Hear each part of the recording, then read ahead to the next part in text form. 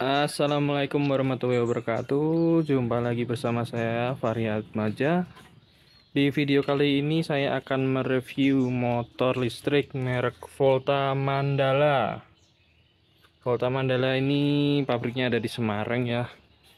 Motor ini saya beli per akhir November 2023, tepatnya di tanggal 27.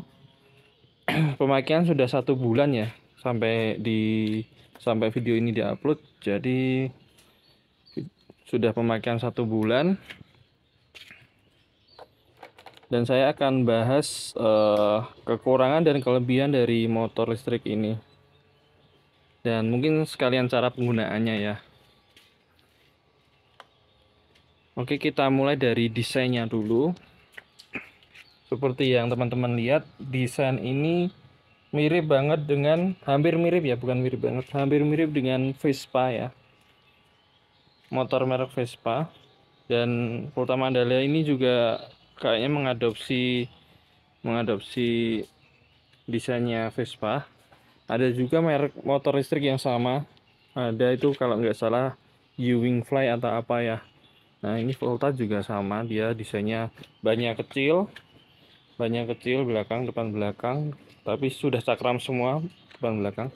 Maaf ini ya, motornya agak kotor karena musim hujan, belum sempat nyuci juga. Takutnya nanti kehujanan lagi, soalnya ini saya kan tinggalnya di perumahan yang dekat perdesaan gitu. Oke, kita lanjut. Mungkin cara penggunaannya ya. Jadi ketika mesin di start itu langsung muncul di sini ada indikasi baterai berapa persen. Dan di sini ada P. P itu artinya dia parkir. Mungkin parkir ya, tapi nggak tahu sih. Mungkin parkir karena kalau digas gini pun dia nggak akan bisa jalan. Nah, ketika mau jalan dia harus ditekan P yang ini dulu. Tekan, kemudian akan ada indikator kilometer per jamnya. Dan di sini ada gigi gear atau gigi 3 ini. Ini sebenarnya bukan kayak personel atau bukan kayak gigi kayak motor bebek atau enggak gitu. Dia itu kayak cuma kayak top speed aja. Oh, kalau gigi 1 itu top speednya sampai 20, gigi 2 sampai 40, gigi 3 sampai 60. Jadi motor ini saya saya pakai maksimal itu di jalan yang lurus datar itu bisa sampai 65 km per jam. Kalau lurus datar ya, kalau agak nanjak ya mungkin ya 50 60 gitu. Dan saya sudah coba juga untuk tanjakan. Kalau teman-teman tahu tanjakan Gombel Semarang, coba teman-teman browsing tanjakan Gombel Semarang, itu tanjakannya sangat panjang ya. Panjang menanjak, itu dia ada di angka 30 km per jam. Jadi masih kuat kalau kalau sendiri ya. Jadi bobot maksimal untuk motor listrik ini adalah 150 kilo, dan saya sendiri kira-kira ya 70 kilo lah. Karena udah dietan sedikit, 70 kilo masih mampu di 30 km per jam. Oke, kita lanjut. Nah, di sini ada tombol lampu ya. Di sini ada tombol repair ketika mungkin ada kendala. Tapi saya belum coba sih tombol repair ini untuk apa. Coba nanti saya tanyakan lagi karena saya belum menggunakan. Nah, di sini ada lampu hazard. Jika ditekan dia akan nyala dua-duanya ya. Nah, ini diperuntukkan ketika kita ada di tanjakan juga, teman-teman. Kalau di tanjakan kita pakai aja lampu hazard karena kita pasti pelan-pelan. Nah, untuk R ini adalah mundur. Jadi mundur bisa pakai gas. Caranya tinggal ditekan terus sambil digas, teman-teman. Otomatis dia nanti akan mundur gitu. Oke, itu sedikit fiturnya ya. Nah, untuk kekurangannya sendiri dari sini dulu lah. Dari kita ada di stang kiri dulu. Mungkin teman-teman bisa langsung tahu ya. Ketika kita mau rating ya, teman-teman, kita lihat. Ini kita posisi tangan ya. Tangan normalnya kan ini biasanya. Ini ini jempol kita nyampe sih. Jempol nyampe, ini juga nyampe lah walaupun agak susah. hazard juga nyampe, belakang juga nyampe. Nah, yang nggak nyampe itu yang riting teman-teman. Kita mau riting ke kiri pun kita harus agak effort sedikit. Nah, jadi agak effort sedikit, kita lepaskan sedikit tangannya ke sini, nah langsung ke kiri. Nah, kalau ke kanan kan cuma dorong aja sih ya, nanti kalau lagi gitu effortnya gitu aja sih ke rating kiri untuk yang kekurangan di stang overall, tapi nggak terlalu mempengaruhi sih, agak effort aja ke kalau kita mau rating ke kiri. Kemudian dalam 1 bulan ini yang saya pakai, kita review yang bagian luar dulu ya, spare part atau apa. 1 bulan pemakaian ini saya rasa untuk shock ya, shock belakang dan shock depan itu sudah ada bunyi cit-cit-citnya gitu, jadi agak mengganggu sedikit sih. Motor baru 1 bulan tapi shocknya sudah bunyi cit-cit-cit, kan itu agak mengganggu juga ya, walaupun nggak terlalu pengaruh ya, karena kalau kita di jalanan pun tidak apa ya, tidak kedengeran lah kalau kita di jalanan yang ramai ya. Cuma kalau kita udah sampai di tempat yang sepi atau malam hari lah, itu baru kedengeran semua suaranya di shocknya ini. Ya dalam 1 bulan kok shock udah bunyi, itu kan saya rasa kurang pantas ya. Otomatis tidak worth it lah kalau 1 bulan udah bunyi itu. Kecuali kita udah pemakaian 1 tahun kemudian shock baru ada bunyi-bunyinya, itu mungkin wajar ya, tapi ini baru 1 bulan.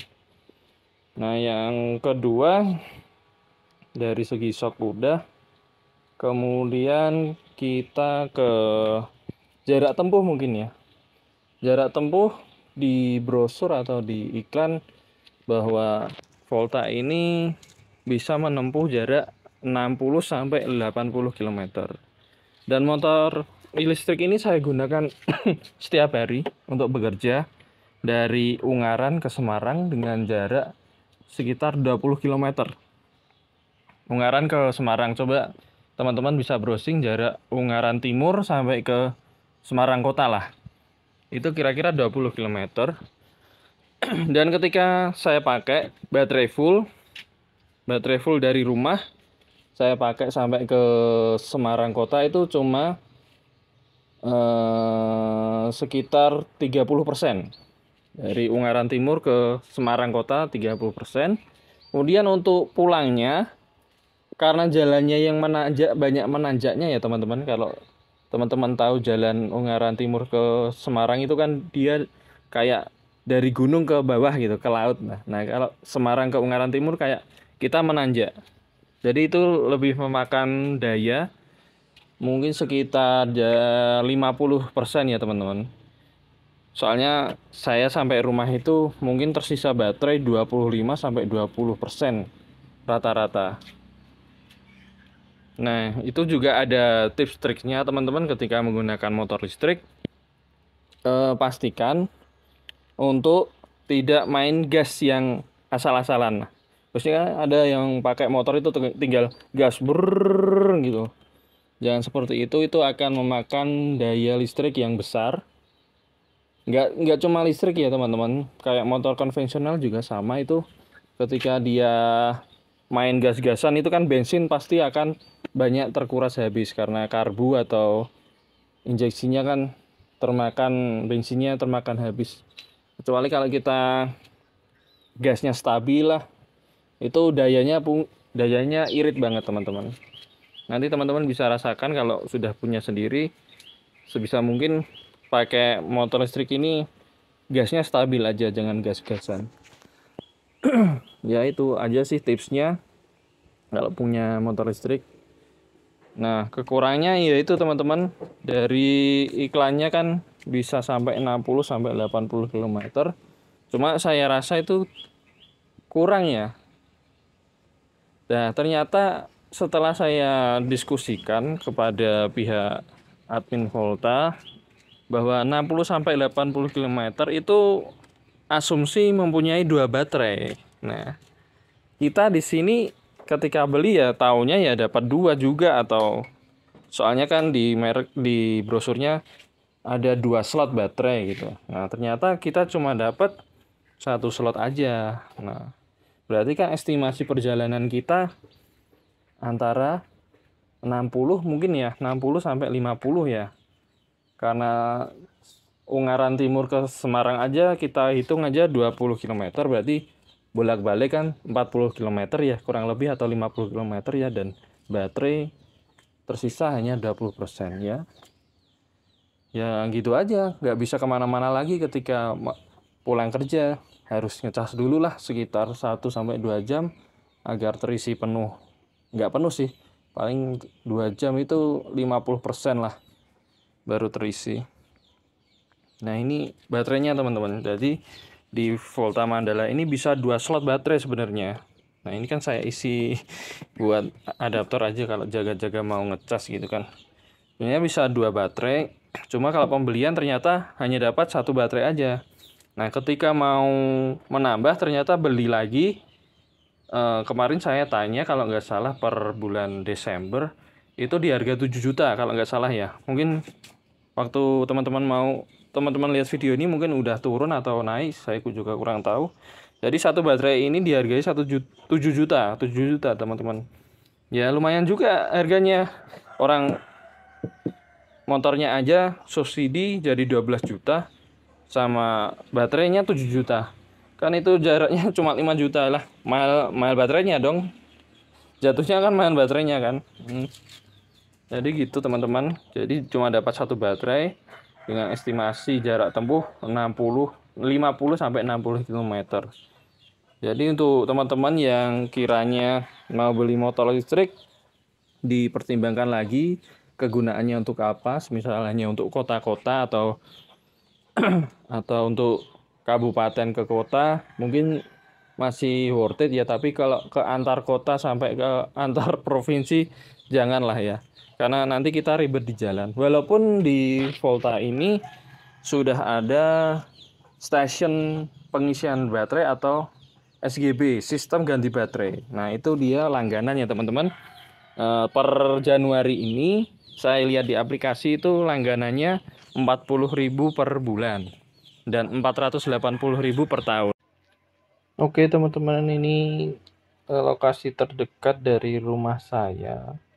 Di sini ada 10 km Alfamart Raya Bawen, 12 km Slamet Riyadi Bawen, Alfamart juga.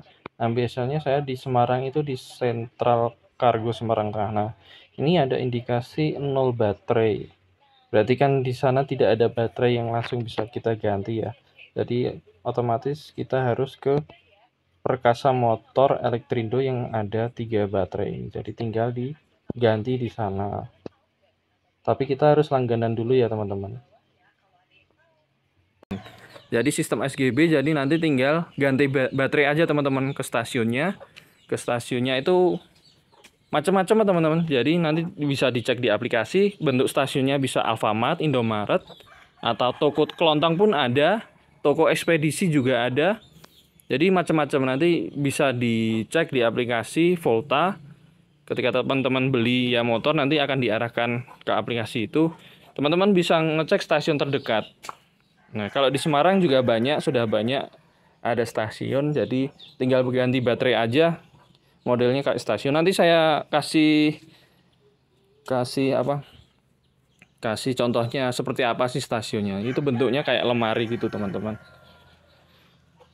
Oke gitu untuk jarak tempuh dan baterai ya teman-teman. Kekurangannya yaitu walaupun di Volta itu ada 2 alternatif. Jadi ketika baterai utama habis kan bisa baterai satu lagi nih, karena baterai satu lagi nggak ada.